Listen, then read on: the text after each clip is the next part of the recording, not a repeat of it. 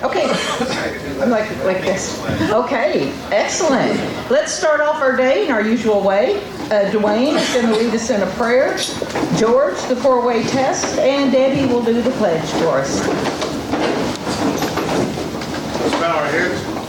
Heavenly Father, thank you for this beautiful day you've given us. Thank you for allowing us to serve our community. Lord, continue to bless our efforts. Watch over us and guide us. And bless this meal and nourish our bodies. It's in your precious holy name we pray. Amen. Amen. George? Oh, I thought I was going to go. I'll do the pledge. Okay. You do the pledge. I'll do the pledge. Please join me in the Pledge of Allegiance. I pledge allegiance to the flag of the United States of America and to the republic for which it stands, one nation under God, indivisible, with liberty and justice for all. Please join me in the Rotary's 4-way test of the things we think, say, and do. First, Is it the truth? second, Is it fair to all concerned? third, Will it build goodwill and better friendships? fourth. Will it be beneficial to all concerned? Okay, thank you. Y'all everybody just do what you want to. It doesn't matter what I said. Just mix it up. Right? Nobody's listening to me. Okay, do we have any Rotary visitors today? Any Rotarians visiting from another group that'd like to be recognized? Not today. Do we have any guests today? I'd like to announce my guest, Sheila. Okay, Ginger brought a guest. Thank you. Yes. Any other guests we have today? All right. Okay. All right. Good deal. Troy's already over here. He wants to get us started on Happy Bucks. And y'all remember we didn't have Happy Bucks last week, so everybody get your money out. Remember what you were happy about last week too, okay? All right. Where are we starting? Here we go. All right. Just happy. All right. Coming around. It's very quiet in here. Come on, people. Yawn. Give me some type of... All right. Thank you. I like that. Anyway, I'm going to hang out here with my friend Kim because she has money on the table. Just dump it on. I'm happy to be back. We had glorious weather in Scotland and Ireland.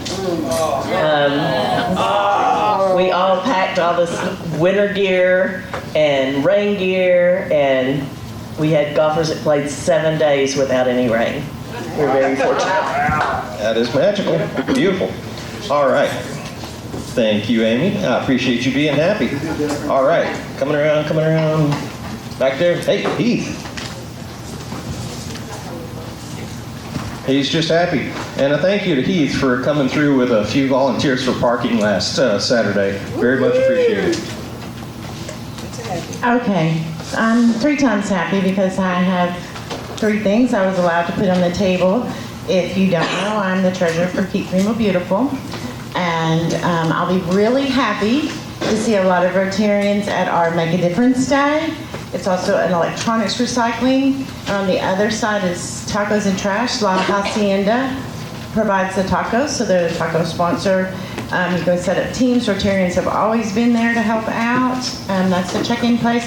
And then there's also fall sponsorship. So as treasurer, you know, we always need money. Good stuff. And you said my next favorite phrase, taco sponsor. Ooh, she just put in a $5 because she's so happy. Ooh, yeah. But I don't know about y'all, but when we got home from the lake Monday morning, we had 2.25 inches of rain. This morning we woke up with 0.86, so if you're happy about that, I recommend everybody put in $1 for the school. All right, good stuff. Okay, Miss Ginger. I'm happy to share that I survived my very first cotton patch challenge. Amen. Mr. Larry, you looking good today. What's up? Fighting appraisals. I know you don't know anything about that. Yeah.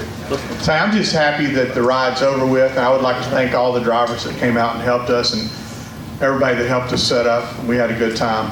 I apologize, Ginger, for being rude on the phone. He yelled at me. That was me. I yelled at her. And I forgot that she was new to our community and didn't know where these roads were, so it's okay, I apologize. Well, I think everybody knows that Cotton Patch Day is a high-stress day, and that anything said during that is not meant personally, so. I did have 5 happy bucks because I did forget to announce that the happy bucks are going to our Greenville ISD teacher's closet. And so are all of these supplies. Yay! And so are all of these supplies that we have gathered up this month. So what I will do after we get a count on how much happy bucks was collected, and if anybody's thinking, oh, I should have gave more, feel free to bring it over, okay? We'll get a count and then I'll go buy up the rest. And then Kami is going to ask either Jan or Brenda to come and pick up the stuff, and we'll make a presentation to them and get our picture made and all that fun stuff, okay? Good stuff. All right, moving on to Deck of Destiny.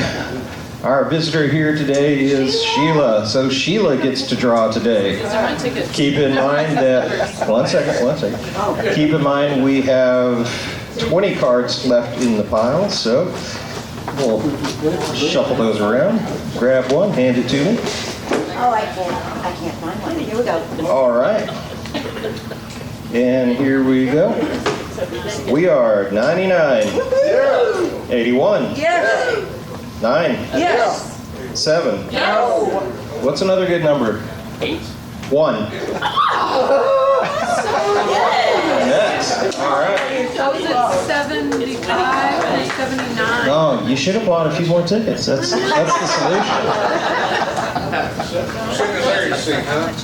Yep, sitting in Larry's seat. That's what Annette did. All right.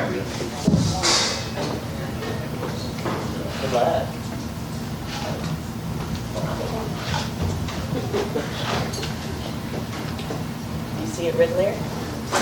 That one. Oh, and the close. 9 of hearts. Yeah. All right.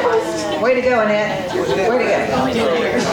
Feel someone's cool thing. Okay, well, I was just informed that we have not one, but we actually have 2 birthday boys in the house. Don't make me call you out. Y'all just come on up here so we can sing happy birthday to you. Don't make me call you out. Is it anybody else's birthday? You're like, oh, no. Not if you don't know about it. Teresa. Happy birthday, sir. All right. Teresa. Who's going to start us here? Wait a minute. Birthday to you. A little faster. Happy birthday to you. Happy birthday, dear Victoria.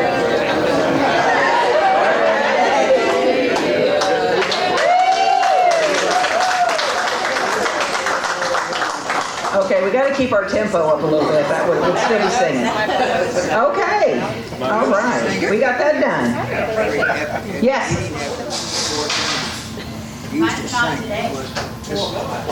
But it's this one. Friday. We're not going to come in Friday to sing. Right? We got time to kill, so if they want to get up. No, we don't have any time to kill. No, we don't. We got time to kill. No.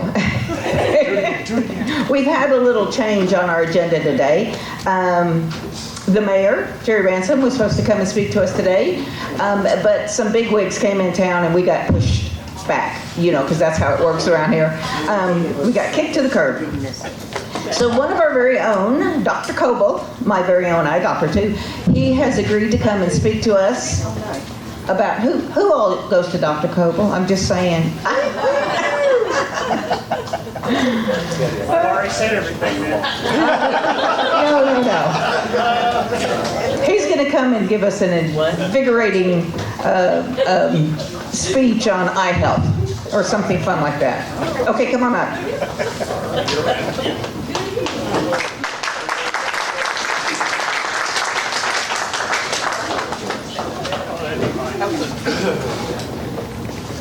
It was either me or Jim Sandin talking about Viagra, so we had to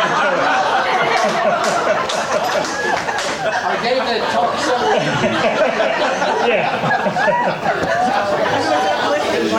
So I want to talk a little bit about change, some of the change that's happened over the years. And one of the things I was talking to Bob Arrington about is some of what changed in society. And my opinion was it was the big round bale that caused that. Now, when we did the square bales, we got out there, we hauled the hay, we learned how to put in there. We worked hard, we made a little bit of money, and we were too dang tired to get out there and get in trouble at night. The big round bale came along, kids don't want to work, they don't learn how to make money, and all of a sudden they got a lot of energy to get out there. So it's a big round bale's fault. So I want to start off with that. I want to talk a little bit about how things have changed over the years in cataract surgery and the cataracts. If you remember back in the 60s and 70s, when they did cataract surgery, they took the entire lens out. You'd see people walk around with the lenticular, the big thick lenses. That's all they could see. Their vision was very narrow, and they just had to kind of point around to see where they are, because that's all we had. Because when you take the lens out, there's no power left in there. Then come around in the late 70s and early 80s, they started doing an implant. Well, that implant was in there and it tied to the iris, caused a lot of other complications, but they could see without having that. Next came what we call extracapsular cataract surgery, where they took the lens out and put the implant behind the iris, which worked out real well. But that surgery took about 45 minutes to do. It had incisions about 6 to 8 millimeters around the cornea, and it had stitches in it that was sewed it up. Really, really, when you look back, pretty barbaric, but ingenious at the time. Then came along in the 90s with the foldable implant. A lot of you have that foldable implant, I know. I can't pay any names because of HIPAA, but you raise your hand, that wasn't me. But the foldable implant, they came in and they did a little small incision, 1 to 2 millimeters. They go in through a little straw, go in there and unfold it inside the eye, and it opens up there. Made a huge difference. Now, cataract surgery, if it takes 10 minutes, the guy must have taken a lunch break, because it's 5 minutes at the most in each eye, and it's quick and easy. Now, when it was taking 45 minutes, they might do 5 to 10 a day, because that was a day's work. Now they do it in 10 minutes. Some surgeons may do 30 to 40 in one day. And you ask, why they do that? Well, when it was a 45-minute, Medicare paid a heck of a lot of money to them. All of a sudden, when it gets easier and cheaper, well, not cheaper, but it's easier, Medicare figured this out, that we don't have to pay them as much. So now they're ramping them as much as they can. Also, the other thing is all of us are getting older than we used to be, so there's probably more cataracts for them to do. We don't have a cataract surgeon in Greenville right now. We've had a couple come in and we do surgery at the hospital. We're having to ship everybody out. I've talked to a few. I'm trying to get somebody back in to do it here. So we'll see where that ends up. So that's kind of where cataracts are. The other thing I want to talk about is lenses and glasses. We used to have, Ben Franklin made the bifocal. We've come a long ways from that. We had the flat top line bifocal. A lot of you still use that. It's a great lens. You got the distance, you got the near. But the progressive lens came out where you had the distance and it gradually increased to the bottom.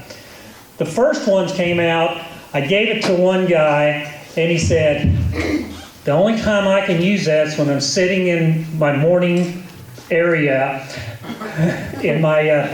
on my throne, and I put the paper on the floor, and that's all I can see. Things have changed from that. That was in '77.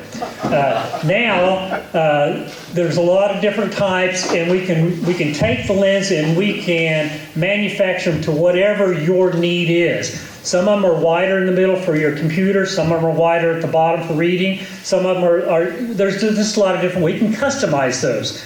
Now the customized, it's going to cost you a little more, or we can get the regular ones that just look distance and near with progressive. All of them are good. What you have to watch out for is if you try to go get something at a discount, you're probably going to get the 1980 to 1990 progressive, because they were just pressed lenses instead of digitally made. So that's some of the things that we have today that's made some of the difference. Anybody have any questions about anything else? What are lens replacement? I want to be able to see without wearing my glasses. Well, the lens replacement is like a cataract surgery without the cataract. So what we do is we take the clear lens out. Now that's not covered under insurance, so if you have probably about $10,000, $12,000 that can do that. No, I don't. Medicare doesn't pay that much, but they're going to charge you that for clear lensectomy. My question goes along the same line. Isn't there an option to get a lens at the time of cataract surgery with a little extra money? Not Yes, $12,000. yes. There's the one that Medicare covers. It's called a monofocal. It's one that there's several implants. One would be the monofocal. You can see off a distance. You have to have reading glasses. There's another one that's an upgrade from that corrects the astigmatism inside the eye. So you can see off a distance, correct your astigmatism, still need reading glasses. There's one called a Vivity that corrects your distance and intermediate, but you might have to have reading glasses up close. The Panoptic is one you can see distance, intermediate, and near. Now some of the changes on that, if you want to see as clear as possible off at a distance, get the monofocal, one that gives you the best vision off a distance, and wear reading glasses. If you say, I hate glasses, and you don't want to do that, the Panoptics, you see pretty good off a distance and good up close, but you have these rings so you get a little halo around. If you have that halo and that bothers you, do not get that. Don't pay the extra money for that. But if you don't want glasses, that works really, really well. That halo, once the brain sees that, it goes away and you'll ignore it from now on. Unless somebody says, can you see it? And you go, yeah, I think I do. But the brain is amazing that it does block that out for you. So those are some of the things there. A lot of times you'll have, you'll spend the extra money and you'll still have to have glasses for certain things. Another thing that some of you might have known, that once you get the cataract out, the cataract is the lens in the eye, and it turns kind of cloudy or yellow. It filters out all the blue light, and you need more light for your seeing. You get that out, all of a sudden, the blue light comes in, everything's brighter and it's sharper there for you, and it's so bright you'll need sunglasses. So definitely wear your sunglasses, because we want to block off that ultraviolet also. Now I had a patient here a while back that he said he got his cataracts out, and he came in, he was mad at me. He said, I thought I painted my wall cream and it's bright white. So I got to warn everybody on everything that does that like that. So you got to explain a whole lot of things on there. Any other questions? What about LASIK surgery? LASIK surgery has been around, in 1992 is when it first came around. I was taking patients up to Toronto, Canada, because you couldn't do it in the United States until 97. In 97, they started doing LASIK. There's a LASIK and a PRK. The LASIK, you go into the cornea, you make a little flap, open that up, you reshape the front of the cornea, put the flap back down, you go home. The PRK, you peel the front off, do the laser on that, and you let it re-heal. Now, my opinion is the PRK is going to give you a little sharper vision than the LASIK, but the LASIK, there's no pain. PRK, there's going to be some pain for about 5 days. So I had no pain when I had mine done.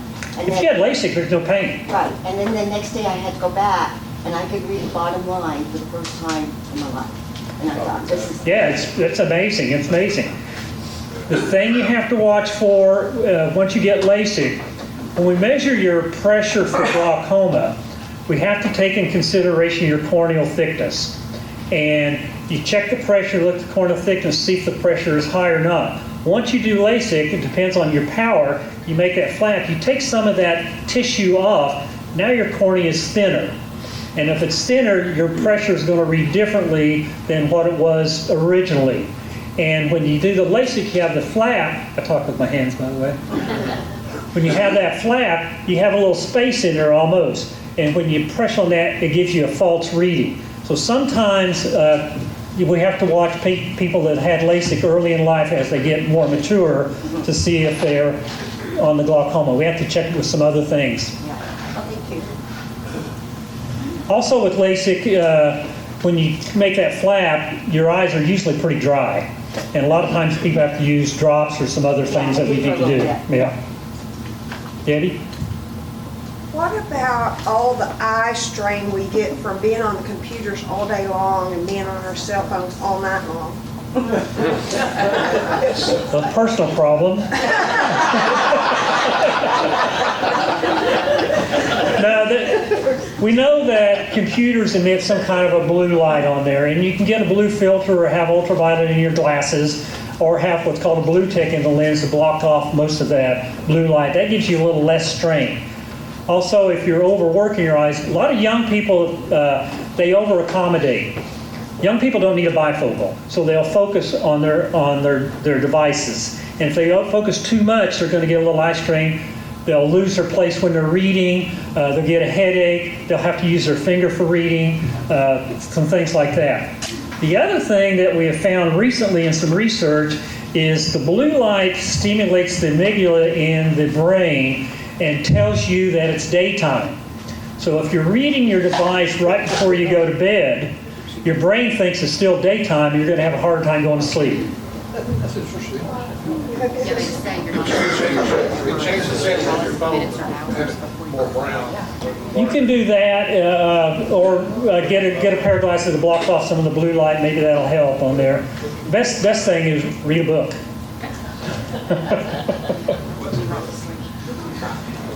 Anything else? I got a lot.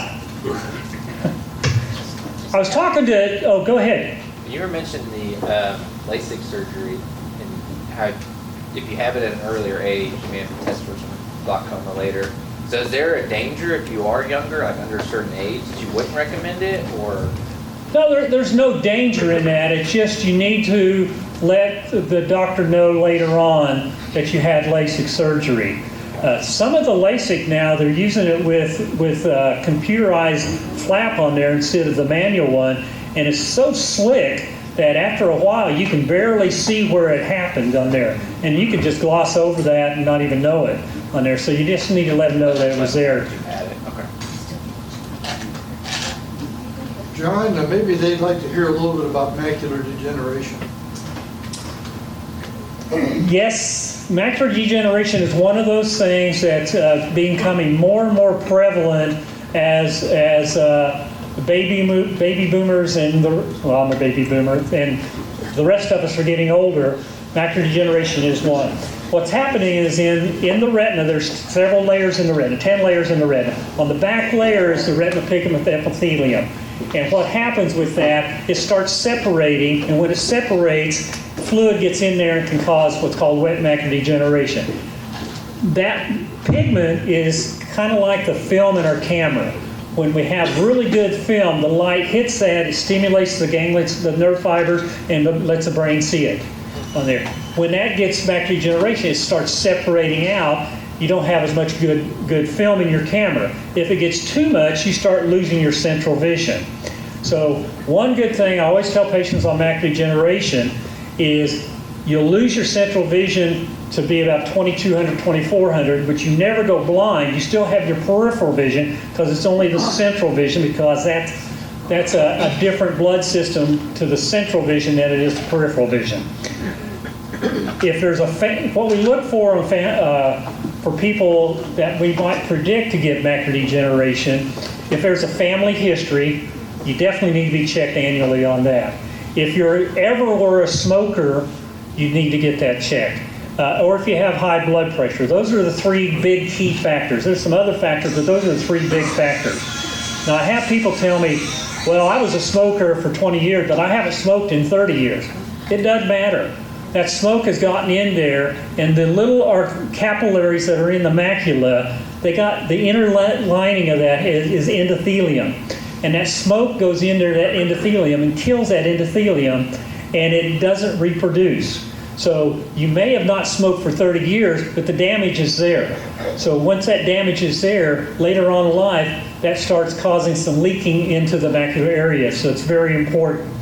The only real thing we can do on macular degeneration is on the dry, is to get you on vitamins, lutein, zeaxanthin, some other things to help bind that pigment back together.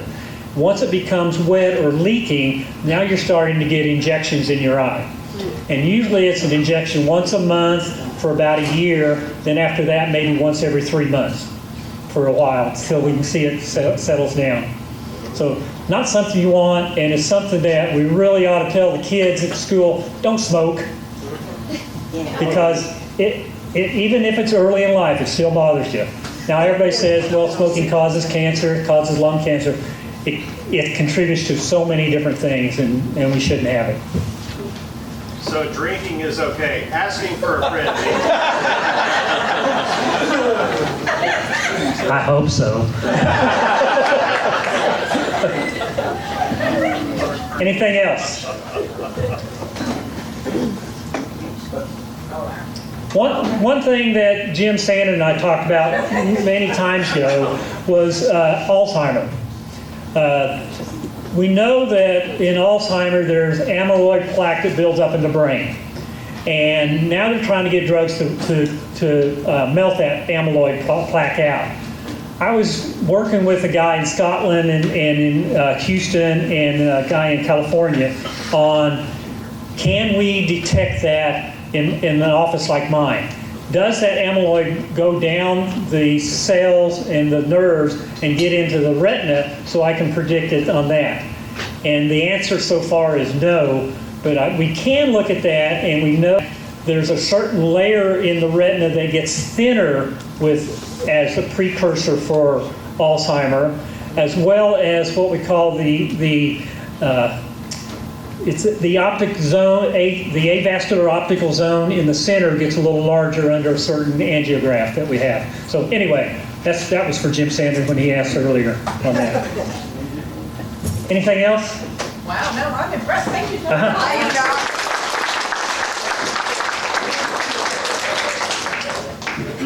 I gotta get you not only stepped up.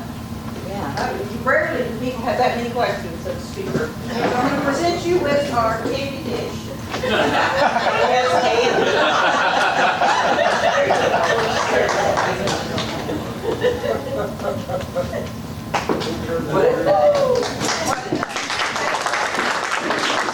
That is why we like him, right? He's a nut. I did want to point out quickly the people that came and spoke to us about the Waves of Glory. Remember last week, it's a Veterans Memorial, okay, on Veterans Day. If you're interested in any of that, I do have copies up here. You can take a handful of copies and take them to your friends or family or whatever. It doesn't matter. I also wanted to say thank you to everybody that came out for the Cotton Patch Challenge, everybody that's worked so hard and worked a long day or a short day or just did whatever you could do. We're going to be getting a presentation on the Cotton Patch Challenge, find out how much money it made, all that kind of stuff. We will be getting that here soon, but I just want to tell you thank you. And for all you newbies that came in right before this and you think, oh, good grief, they asked so much of us, we'll go ahead and take a break. Go ahead and take a break now. We're not fundraising now. We'll start kicking off the Chili Fest shortly, but it is not near as labor intensive as a Cotton Patch Challenge. Yes, Troy? Can we get some volunteers to help us get some of this down to the basement? Sure. You know where it goes? We'll figure it out. I do. Okay. Okay, Blake does. Okay, if we could, we've got, it's still a quarter till. So does anybody have any other announcements?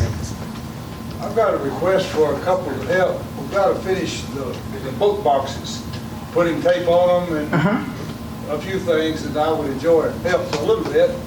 I started it, wrapping them up, but I need a little help to finish. Are you going to be doing that right now? As soon as you adjourn, I'm going that way. Well, I'm wearing heels, so carrying something to the basement's not my idea of a good time. So I will be glad to help you with books. Okay. Yeah, going down those stairs in heels is sketchy. Okay, anybody else got an announcement? Tomorrow night is Rafa. That's tomorrow night, so anybody that told me that they want to go, remember you want to go, and we're supposed to be there at 7? Doors open at 6:40, program starts at 7. We're going to have a good time. Anybody else? School supply. Oh, school supplies. Oh, yeah, you did have, that's a great idea. We are going to extend our school supplies. One more week. One more week. And I tell you what we're going to do. Next week, we're not bringing all this out. Next week, we're going to have girls on one side, boys on the other. It's just like junior high, okay?